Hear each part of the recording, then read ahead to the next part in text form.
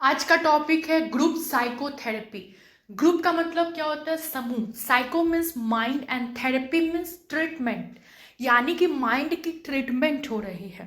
ठीक है, किस चीज में? तो एक ग्रुप में, एक समूह में बैठा हुआ व्यक्ति है जिसका हम माइंड के ट्रीटमेंट की जा रही है।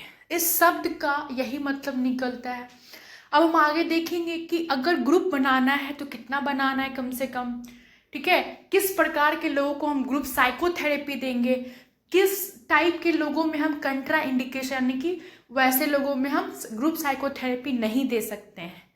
ग्रुप साइकोथेरेपी देने का प्रोसेस क्या क्या है, इन सारी चीज़ों को हम देखेंगे ग्रुप साइकोथेरेपी में।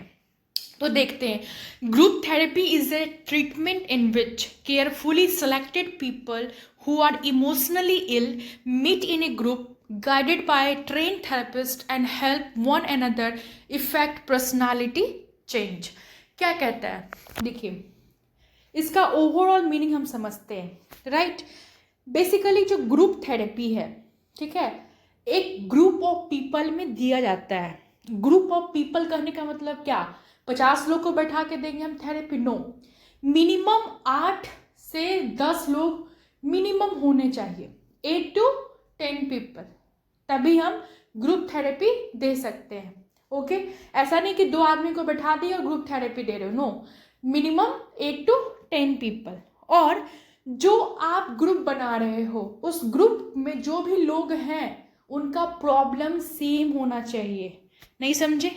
नेक्स्ट देखिए क्या बोल रहा है। ग्रुप ऑफ पीपल, कम से कम 8 से 10 लोगों का group with same problem, same समस्या, नोन एज स्टीरियोटाइप ग्रुप। देखिए, इस शब्द का मतलब ये हुआ कि मान लीजिए हम 5 ऐसे व्यक्ति को लाए, ठीक है, जो शराब पीता है, ठीक है, और 5 ऐसे व्यक्ति को लाए जो गैम्बलर है। गैम्बलर मीन्स जुआ खेलने वाला व्यक्ति। एक शराब पी रहा है और एक जुआ खेल रहा है। क्या दोनों व्यक्ति का प्रॉब्लम सेम है? Is it same or not? No. The problem is not same. The problem is totally different because alcohol वो पी रहा है, वो शराब पी रहा है, ये गैम्बलिंग कर रहा है, जुआ खेल रहा है। अगर हम शराब छोड़ने की बातें करेंगे तो 5 लोग जो अल्कोहल वाले थे वो पिएंगे, वो सुनेंगे। लेकिन जो 5 ऐसे लोग थे जो गैम्बलिंग कर रहे थे, जो जुआ खेल रहे थे, वो शराब कैसे छोड़ना है, क्या उनकी बातें उनके लिए इम्पोर्टेंट होगी? Is it? No, it is not important. या फिर जुआ खेलना हम कैसे छोड़ सकते हैं, जुआ से क्या मतलब नुकसान है वगैरह वगैरह, अगर उनकी बातें की जाए तो क्या अल्कोहल पीने वाले व्यक्ति के लिए यूजफुल होगा? नो। राइट, सो हमें ग्रुप साइकोथेरेपी में ग्रुप बनाना है, but the people should be 8 to 10 members. Right, 8 से 10 लोग होने चाहिए और उनकी प्रॉब्लम सेम होनी चाहिए। ठीक है, तो एक वर्ड होता है दैट इज कॉल्ड होमोजीनियस। आगे आप समझोगे। स्टीरियोटाइप ग्रुप, स्टीरियोटाइप का मतलब क्या हुआ कि सेम ग्रुप, अल्कोहल पीने वाले, अल्कोहल वाले ग्रुप, जुआ खेलने वाले ग्रुप, चोरी करने वाले का ग्रुप, है ना, जो भी आप ग्रुप ले लो, सेम ग्रुप मतलब एक जैसे ही लोग। Right, okay. अब एक तो ये निगेटिव एग्जाम्पल हुआ। अब आपके सामने मैं एक पॉजिटिव एग्जाम्पल देखती हूँ, बिकॉज एग्जाम्पल से जो आपका कॉन्सेप्ट है वो क्लियर होता है। राइट, कंटेंट जो मैं आपको दे रही हूँ वो तो बुक में भी लिखा हुआ है, बट आप यहाँ पे आए हो उस कंटेंट को समझने के लिए। ठीक है, तो आप वीडियो लंबी होगी बट प्लीज़ देख के जाइएगा और समझिएगा।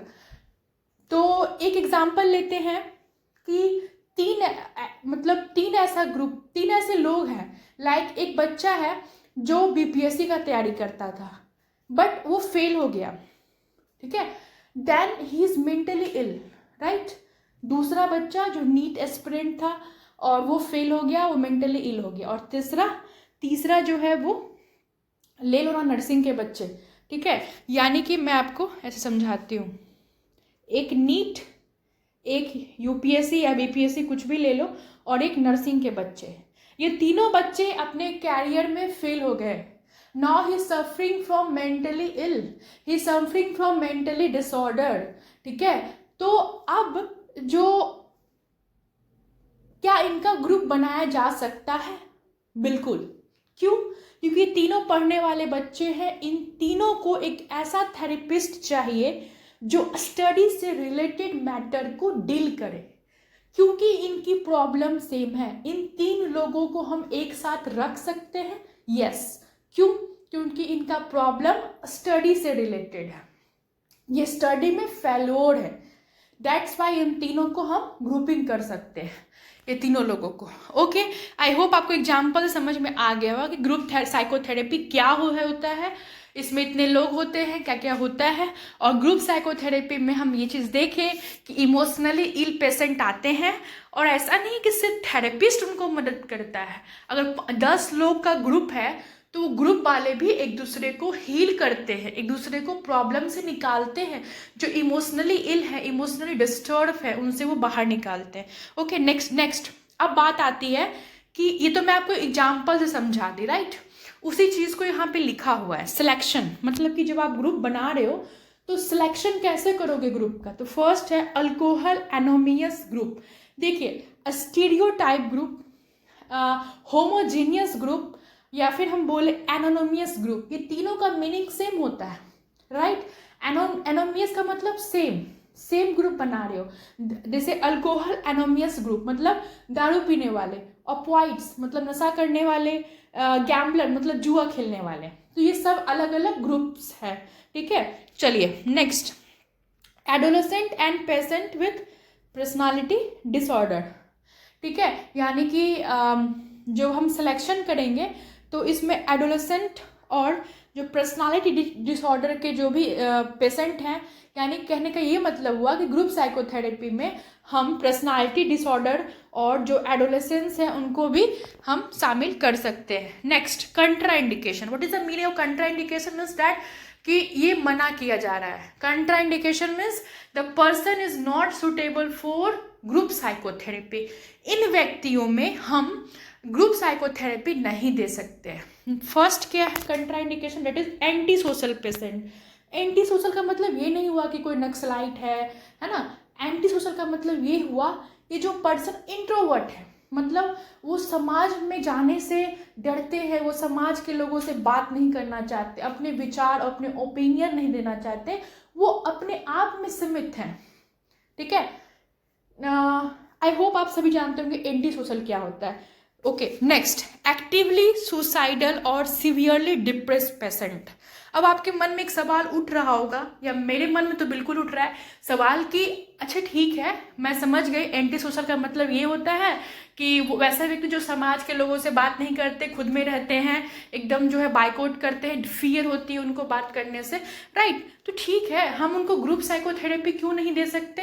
क्या रीज़न है? Why it is contraindicated, right. ये क्वेश्चन उठ सकता है आपके मन में। तो देखिए, इसका रीज़न ये है कि उनका प्रॉब्लम ही तो है, उनका यही प्रॉब्लम है कि वो लोगों से बात नहीं कर सकते। तो जब आप लोगों के साथ 10 लोगों के साथ बिठा के उनको एकदम से थेरेपी दोगे तो क्या वो इफेक्टिव होगा? बिल्कुल नहीं होगा। उनको एंटी सोशल वाले को आपको 1 to 1 यानी कि एक वो अकेला मरीज है, उनके अकेला मरीज के साथ एंटी सोशल जो अकेले हैं, अकेला आपको डील करना है। अब ग्रुप में नहीं डील कर सकते क्योंकि उनका प्रॉब्लम ही है कि वो एंटी सोशल है, वो आपके थेरेपी इफेक्टिव नहीं होगी।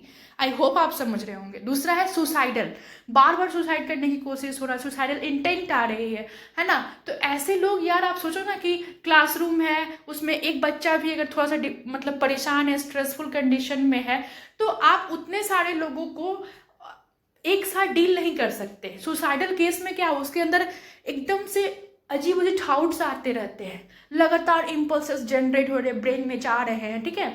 तो आपको अकेले उसको डील करना है, ठीक है, आपको उस पर फोकस करना है। और ग्रुप में उतना फोकस नहीं हो पाए जितना कि एक सुसाइडल इंटेंट पेशेंट को जरूरत है। That's what is contraindicated. I hope आप समझ रहे होंगे। डिप्रेशन में वही है, सेम रीजन है, Next, patient who are delusional and who may incorporate the group into their delusional system. इसका उतना कोई इंपॉर्टेंस नहीं, मैं इसको हटा रही हूँ. नेक्स्ट है ग्रुप साइज. ग्रुप साइज का मतलब क्या हुआ, मैं बता ही दी कि ग्रुप बनाना है तो कम से कम कितना होना चाहिए, 8 से 10. ठीक है. Stage of group therapy, this is so important. अगर आप ग्रुप साइकोथेरेपी दे रहे हो तो उसका प्रोसेस क्या है, उसका प्रक्रिया क्या है.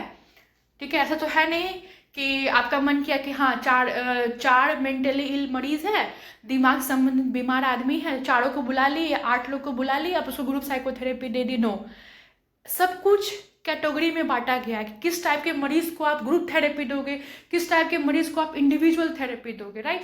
सो ग्रुप थेरेपी का प्रोसेस क्या है. फर्स्ट है प्री इंट्रोडक्शन. मतलब यहाँ पे ऐसे समझो कि उसी को बोला गया है स्टेजेस ऑफ ग्रुप थेरेपी. तो फर्स्ट क्या है, प्री इंट्रोडक्शन फेज. तो प्री इंट्रोडक्शन फेज क्या होता है. प्री इंट्रोडक्शन का मतलब ये हुआ, आप समझते हो इंट्रोडक्शन, समझते हो ना. प्री का मतलब पहले, इंट्रोडक्शन से पहले. इसमें क्या होता है कि जैसे कि ये कोई ग्रुप है तो वो ग्रुप कौन सा डेट पे आएगा, वो जो ग्रुप थेरेपी है वो उस ग्रुप की तारीख क्या होगी, किस दिन थेरेपी स्टार्ट होगी. इस ग्रुप में मान लीजिए एक ग्रुप बनाया गया तो उस ग्रुप में किस प्रकार के मरीज को लाया जाएगा, ये तमाम बातें हम प्री इंट्रोडक्शन फेज में करते हैं. फर्स्ट, मैं फिर से रिपीट कर रही हूँ, प्री इंट्रोडक्शन फेज, जिसमें कि हम ये देखते हैं कि भैया ये ग्रुप थेरेपी देना तो स्टार्ट कब की जाएगी, ये सारा चीज डिसाइडेड किया जाता है. दूसरा कि इस ग्रुप में किस प्रकार के लोगों को लाया जाएगा, कौन कौन से मरीज है हमारे पास और किसको किसको हम इस थेरेपी दे सकते हैं. राइट. उसके बाद कि बता ही थी कि तारीख और डेट. ओके. नेक्स्ट है इंट्रोडक्शन फेज. एक चीज और आप बताऊंगी कि ये भी चीज होती है प्री इंट्रोडक्शन फेज में, ये भी होती है कि आप जब ग्रुप बनाओगे तो उसमें क्या क्या काम करोगे, मतलब थेरेपिस्ट क्या क्या काम करवाएगा, ये सारा चीज डिसाइड हो जाता है प्री इंट्रोडक्शन फेज में. डेट, तारीख, स्टार्ट कब होगी और स्टार्ट कब होगी और कितने सारे कौन कौन से लोग होंगे इस ग्रुप में, और क्या बताया था कि इनका जो भी है प्रोसेस, मतलब यानी कि वर्क कौन कौन सा, एक्टिविटी कौन सा करवाया जाएगा. ओके. नेक्स्ट है इंट्रोडक्शन फेज. इंट्रोडक्शन फेज क्या होता है, आप लोग क्यों, जैसे इंट्रोडक्शन का मतलब क्या हुआ, ऐसे देखो तो परिचित करना एक दूसरे को. लाइक कि वो ग्रुप है, ठीक है, उस ग्रुप में 8 मेंबर्स है तो 8 मेंबर्स अपने एक दूसरे से जो है बातचीत करेंगे, अपना नाम वाम जो भी होता है इंट्रोडक्शन करेंगे. फिर जो थेरेपिस्ट है वो सारे ग्रुप के मेंबर्स को इंट्रोड्यूस करवाएगा कि हे मैं थेरेपिस्ट हूँ, मैं आपके लिए आया हूँ, मैं आपका ये वो जो भी है. ठीक है. वो आपका काम नहीं है, आपका काम है बस इस थोड़ा बहुत प्रोसेस को समझना. ठीक है. उसके बाद आप यहाँ पे क्यों आए हैं, आपको क्या क्या काम करवाया जाएगा, है ना, आपको यहाँ पे क्यों बुलाया गया है, आपके आने का उद्देश्य क्या है, ये तमाम बातें हम इंट्रोडक्शन फेज में करते हैं. अब बात आती है वर्किंग फेज, मतलब काम करने वाला, वर्क करने वाला. That's why working phase.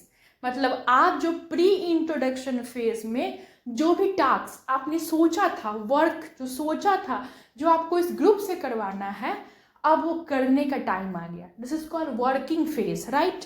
और आप इसको डेली लाइफ एग्जाम्पल से तो सोच सकते हो ना. आप कुछ भी मान लीजिए आपको कोई कंपटीशन का एग्जाम निकालना है तो आप प्लानिंग करते हो कि मुझे ये ऐसे मुझे ऐसे करना है, वैसे करना है, मैं कल से स्टार्ट करूंगा, परसों से स्टार्ट करूंगा तो मैं क्या क्या पढ़ूंगा. This is called pre introduction phase. Okay. Next introduction phase. ठीक है. ये सारे टॉपिक्स है तो मैं इसमें क्या क्या पढ़ ली हूँ, नहीं पढ़ ली हूँ. ठीक है. Next working phase. अब आपने जो डिसाइड किया था कि मुझे कैसे पढ़ना है, क्या क्या पढ़ना है, now you have to do it. This is called working phase. And next one is termination phase. Termination phase आपका क्या होगा, जब आपका एग्जाम क्लियर हो जाएगा, फिर आप अपने बुक्स को टाटा बाय कर देते हो. जस्ट लाइक दैट कि मरीज और थेरेपिस्ट के बीच में टर्मिनेट हो जाता है, खत्म हो जाता है वो रिलेशनशिप जो कि एक थेरेपेटिक पर्पज से डेवलप हुआ था. ठीक है. आई होप आपको ये वीडियो अच्छा लगा होगा तो प्लीज़ आप इसे लाइक कीजिए. इससे पता चलेगा कि हाँ आप जो इस कंटेंट को देखते हो आपको पसंद आता है. राइट. और अपने जो कॉलेज के स्टूडेंट थे उसे शेयर कीजिए. Thank you so much for watching this.